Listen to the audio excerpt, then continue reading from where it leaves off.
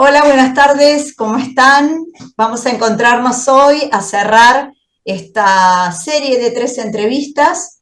Comenzamos con una entrevista hablando de HPV, de vacunación de HPV, una segunda entrevista sobre los trastornos metabólicos de los pacientes con VIH. Y bueno, vamos a cerrar esta serie de 3 entrevistas con una invitada muy, muy especial para la Fundación IDEA, como es Nadia Patiño. Nadia compartió con nosotros durante, más que con nosotros, con los pacientes, durante más de 12 años como colaboradora fundamental en los estudios de investigación clínica, y era la persona que estaba más cercana a los pacientes, que en su mayoría entraban a estudios de investigación con un diagnóstico reciente, y eso le permitía, dadas sus cualidades naturales, porque ella hoy se desempeña como terapeuta holística, tener lo que decimos un oído o una oreja muy especial, y los pacientes prácticamente se le pegaban. Entonces era muy, muy, muy especial Nadia para ellos. De hecho, cuando dejó el rol, bueno, todos la extrañaron mucho.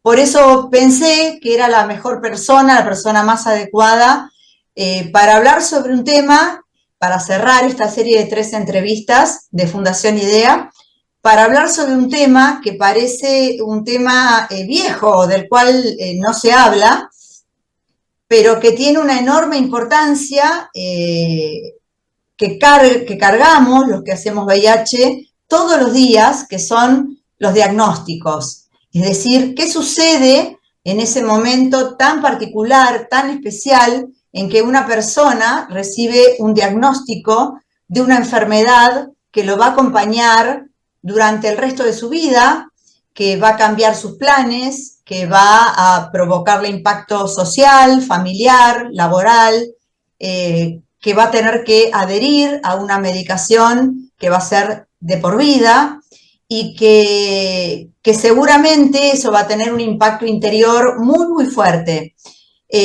Nosotros lo vivimos todos los días, y muchas veces trabajamos desde la intuición. Pero hablándole a Nadia y entrando ya en la entrevista, gracias Nadia por haber aceptado la entrevista que te propuse para Fundación IDEA. Sé que tenés un gran amor por la Fundación y sobre todo por los pacientes que aún hoy, después de 12 años, te siguen llamando, te siguen buscando y te siguen preguntando.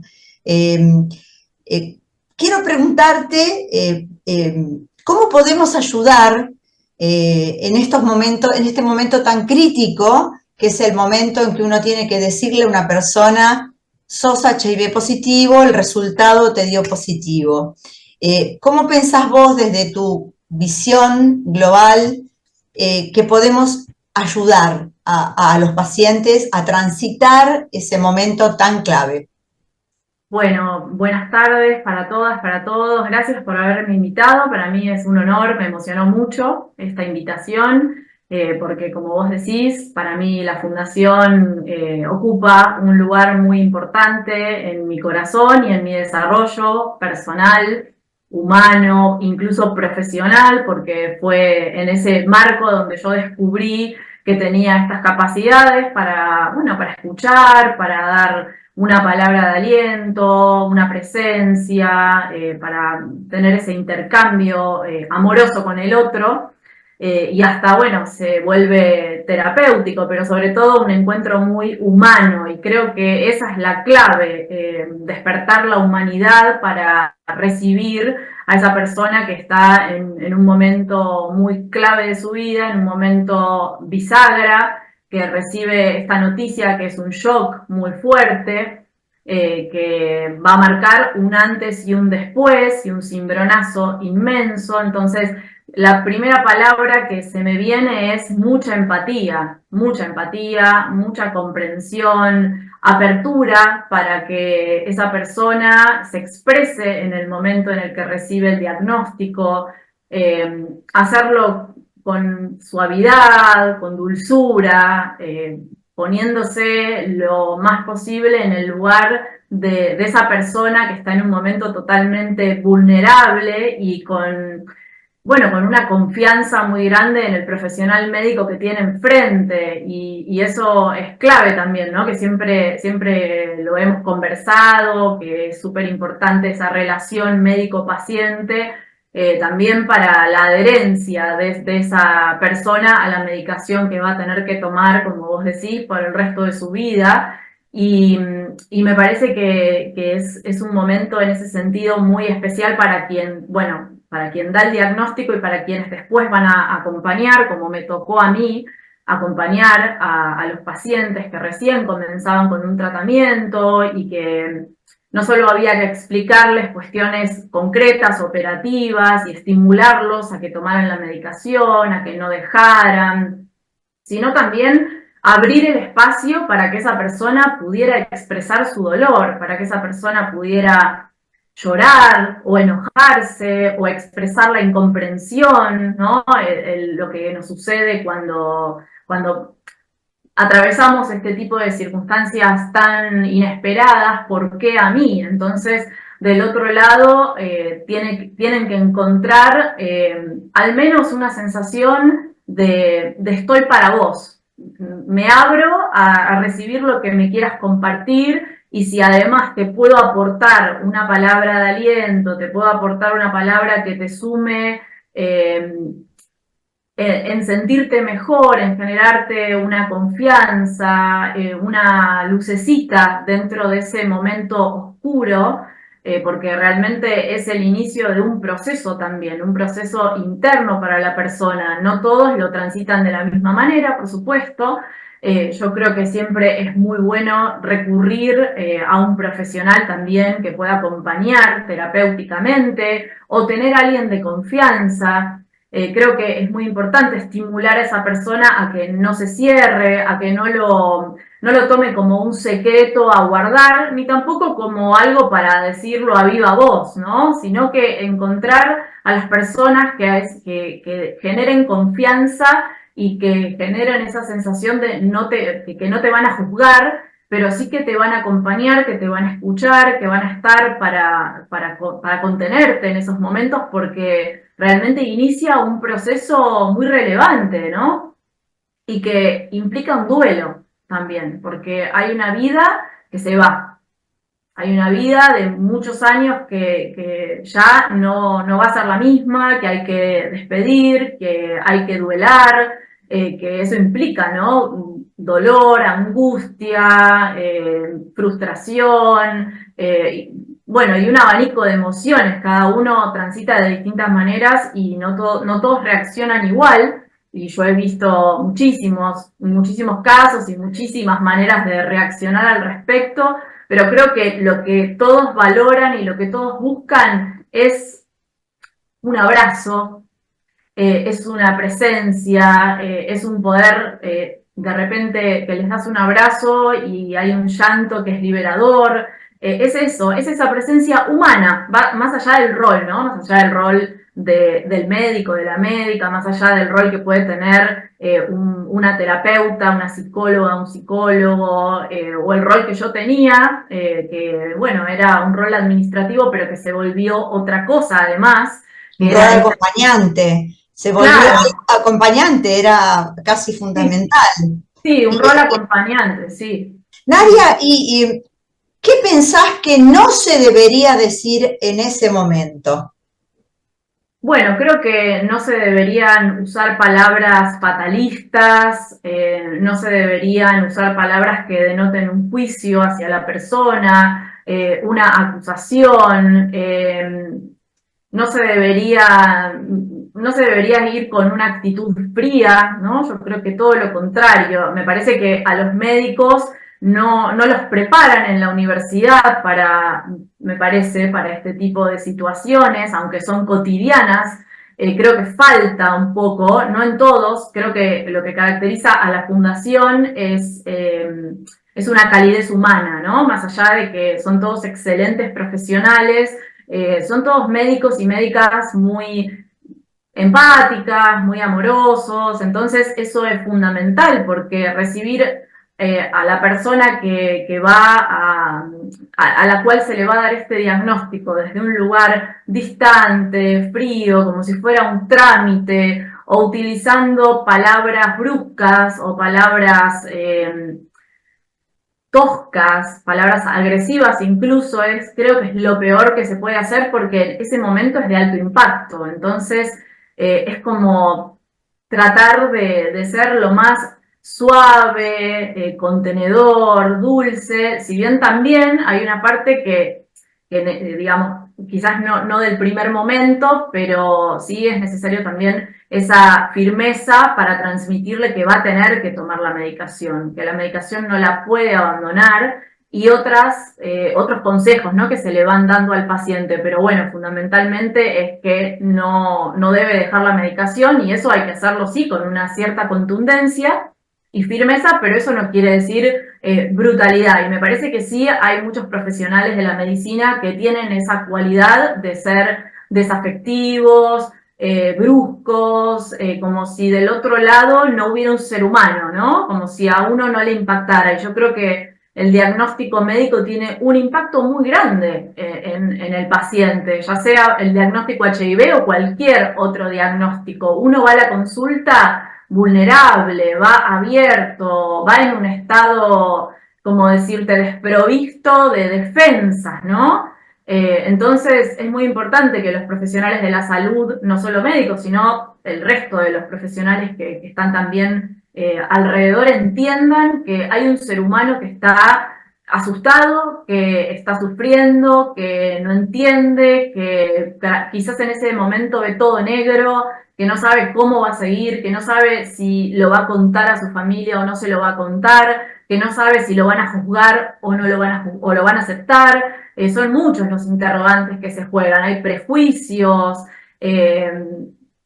bueno, y un montón de situaciones, ¿no? Porque no... Gaby, ¿y vos cómo en ese momento donde uno tiene que, creo que yo rescato las palabras que dijiste como fundamentalmente empatía, eh, rescato eso que hablas del abrazo, porque eso es algo que todos los días lo siento cada vez que doy un diagnóstico, después de hablar, terminamos en un abrazo y es un instante mágico, ¿no? Donde la gente se distiende o llora, agradece, y lo recuerdan toda la vida, porque es un momento donde dicen, doctora, yo me acuerdo cuando usted me dijo hace 10 años tal o cual cosa, y se acuerdan de cosas que uno, por supuesto, ya olvidó. Entonces, en ese momento donde una palabra puede ser sin querer negativa, o un instante que es en sí mismo negativo, porque no es alegre, porque uno no está dando una buena noticia, sino que está dando una noticia impactante, y que al individuo, por más que sospeche, no lo quiere escuchar. ¿Cómo transformar ese instante negativo en algo positivo en su vida? Algo que parece bastante difícil. Sí, sí, sí, claro. Bueno, digamos, es innegable que hay que decir la verdad, ¿no? Y la verdad es que es transmitirle a la persona que el diagnóstico es el que es, ¿no? Pero creo que parte de transformar ese momento y que no quede en la memoria de la persona como algo muy doloroso, si bien va a haber una cuota de dolor, es precisamente esto que decís, ¿no? El contacto físico, el abrazo, el decirle palabras de aliento, el darle soluciones concretas, expresarle que va a salir adelante, que va a estar bien, ofrecerle ciertas herramientas, como por ejemplo la posibilidad de conversar con alguien, con otro profesional que se dedique a la terapia psicológica, por ejemplo, o recomendarle que lo hable con alguien de su suma confianza, con alguien que para esa persona sea incondicional, una persona que no lo va a juzgar, que lo va a comprender, que no es necesario que en una primera instancia se lo comunique a todo el mundo, porque primero hay que procesarlo, primero la persona que recibe el diagnóstico tiene que interiorizarlo y eso no se hace de un día para el otro, es todo un proceso, ¿no? Para asumir esta nueva realidad y ver de qué manera transitarla. Entonces, me parece que es muy importante esta calidez que se puede generar en la consulta, darle esas vías de solución o de salida, estimular a que si bien el diagnóstico es irreversible, ¿no? Es la realidad, pero que más hoy en día, que ya no estamos en esas épocas, que sí hay muchos pacientes que las han vivido, esas épocas en las cuales no había los tratamientos de calidad que hay hoy, donde todavía en la fundación están estos primeros pacientes que tomaban 20 pastillas por día y tenían muchísimos efectos secundarios muy desagradables y que era todo incierto. Esos eran momentos sumamente delicados, ¿no? Mucho más delicados de lo que hoy es, ¿no? Hoy hay tratamientos espectaculares que prácticamente no tienen síntomas asociados, incluso está este estudio de la vacuna, hay un montón, ¿no? De avances que hacen que la calidad de vida de los pacientes haya mejorado significativamente. Entonces, siempre dar esa visión optimista, esa visión de es una oportunidad, toda crisis es una oportunidad, ¿no? Eso es para mí fundamental, tanto en el diagnóstico como en cualquier otra A circunstancia. eso iba. ¿Cómo convencer a esa persona que esto, que es tan cruel y negativo, cómo convencerla que le va a cambiar la vida para bien? ¿Qué argumentos vos tomarías para decirle esto va a ser bueno para tu vida? Bueno, porque primero me parece fundamental, explicarle que toda crisis es una oportunidad para crecer internamente, para conocerse más, para descubrir una nueva fuerza en su interior que va a hacer que esa persona salga adelante, remarcar ese coraje que está quizás latente y que de otra manera no hubiera podido salir. Me parece que son digamos, palabras fundamentales, ¿no? Tratar de transmitir esa motivación y bueno, que esta nueva vida no se le puede decir qué le va a traer porque no se puede predecir qué le va a traer, pero que depende de su fuerza, de su búsqueda, el hecho de sacarle el jugo a esta situación aparentemente tan negativa para quizás iniciar un proceso de cambio profundo, dar giros en su vida que de otra manera no hubiera dado, sí hacerle hincapié en que va a tener todo el acompañamiento, que no va a estar solo o sola en esta situación y que por supuesto que entienda que va a ser un proceso con distintas etapas, no se puede negar que es un proceso y que va a haber momentos más difíciles que otros, y sobre todo en los momentos iniciales, ¿no? Donde es todo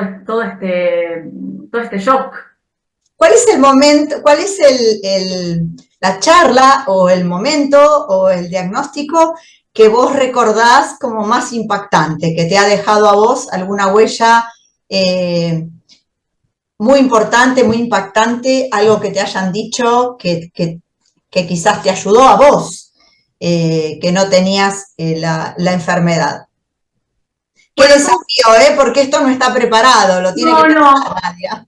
Sí, es que se me vienen muchas imágenes y fragmentos de conversaciones que he tenido, porque imagínate que a lo largo de 12 años he tenido innumerable cantidad de conversaciones muy íntimas en las cuales realmente los pacientes me contaban cosas muy profundas, cosas, digamos, de alto impacto, fuertes, porque la mayoría tenía historias de vida muy difíciles, ¿no? Con mucho dolor en la infancia, con muchas situaciones traumáticas. Entonces, bueno, yo recuerdo expresiones de cariño, ¿no? Recuerdo que me han dicho hermanita, que me han dicho, no sé, sos mi amiga, te adoro, te amo, agradecimientos muy fuertes, ¿no?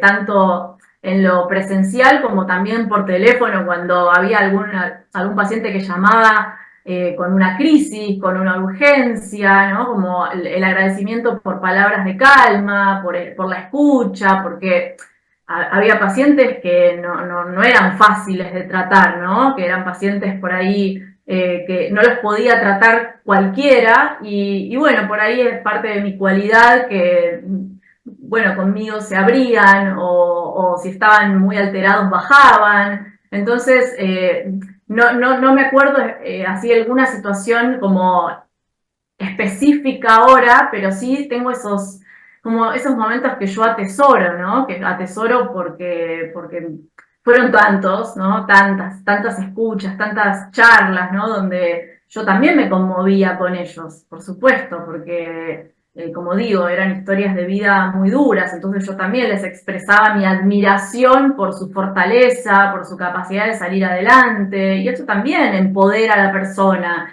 y la hace dar cuenta de que no es tan débil o está muy lejos de ser esa persona débil que cree que es, ¿no? Sino que al contrario, que tiene una enorme fortaleza que todos tenemos adentro y que, bueno, mayormente sale cuando la vida nos pone frente a estas situaciones difíciles, ¿no? Estas situaciones extremas. Entonces, creo que remarcarle a la persona que es fuerte, que tiene coraje, que tiene valentía, que va a poder salir adelante, es muy, pero muy importante, ¿no? Incluso en casos extremos y también, bueno, recuerdo, ¿no? Algunos pacientes que tenían mucha vergüenza, mucho pudor, que lo vivían como algo muy, como un secreto, ¿no? Muy fuerte, entonces también tratar de ablandar un poco eso y que creo que no es bueno que quede como un secreto,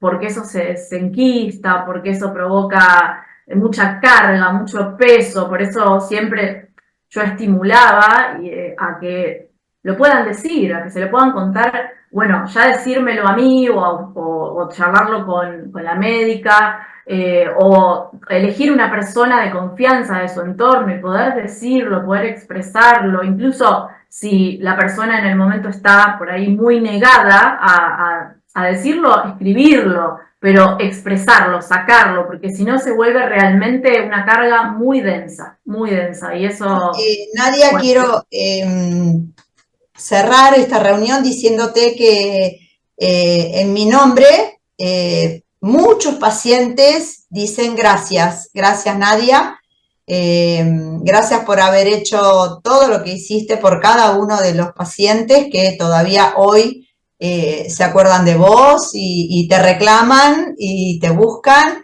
y y creo que sí, que pasa por un costado absolutamente humano y nosotros durante mucho tiempo hemos promovido que el médico vaya aprendiendo estas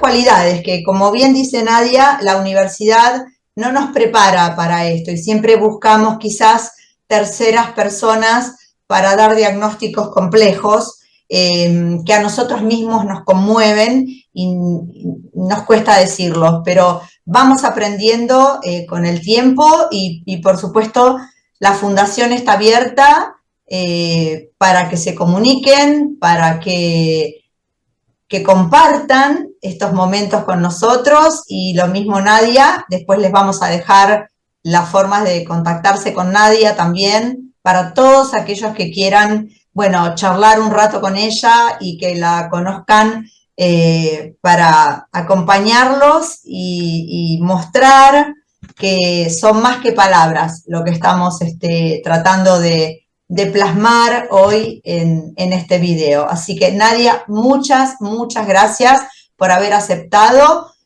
Gracias por todo lo que hiciste para la fundación y en nombre de todos los pacientes, sabes que sos siempre bienvenida. Gracias bueno, a todos. Yo quiero agradecer porque si no hubiera estado todos esos años en la fundación, no sería quien soy hoy, y eso tiene que ver con todos los pacientes, con ustedes, así que ocupan un lugar muy, muy importante en mi corazón. Muchas gracias. Gracias y bueno, con esto cerramos las 3 entrevistas y se lo regalamos de corazón, sobre todo en esta última entrevista donde hay mucho corazón. Gracias. Un abrazo.